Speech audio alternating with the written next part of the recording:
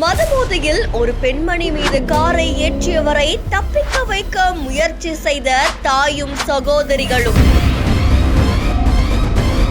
72 மணி நேரம் கழித்து கையும் களவுமாக சிக்கிய இளைஞர். பெண்மணியை இழந்த சோகத்தில் கணவரும் மகளும் கதறும் காட்சி காண்போரை கண் கலங்க செய்திருக்கு.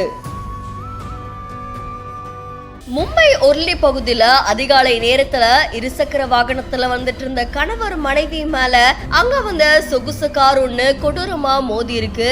இதுல மனைவி சம்பவ இடத்திலேயே உயிரிழந்தது பலரையுமே அதிர்ச்சிக்குள்ளாக்கிருக்கு.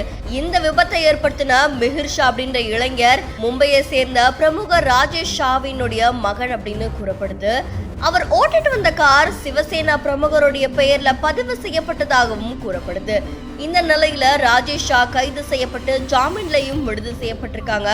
ஆனா மிஹிர் ஷா தொடர்ந்து தலைமறைவா இருந்துட்டு வந்ததா சொல்லப்படுது.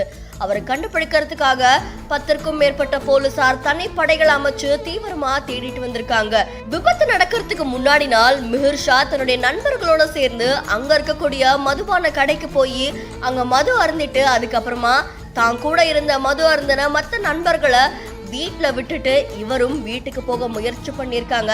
அப்ப தன்னுடைய டிரைவர் கிட்ட காரை மும்பையை நோக்கி பயணிங்க அப்படின்னு சொல்லியிருக்காங்க.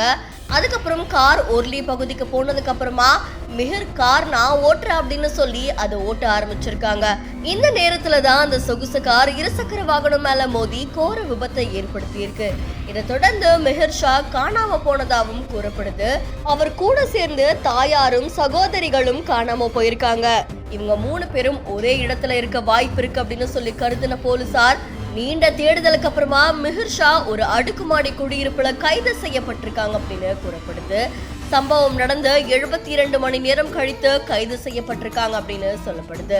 தப்பு செஞ்ச மகனை தப்பிக்க வைக்கிறதுக்காக தாயாரும் சகோதரியும் உதவி செஞ்ச குற்றத்துக்காக அவங்களும் கைது செய்யப்பட்டிருக்காங்க அப்படின்னு சொல்லப்படுது. இந்த சம்பவம் அந்த பகுதியில் பெரும் பரபரப்பையும் அதிர்ச்சியையும் ஏற்படுத்தி இருக்கு.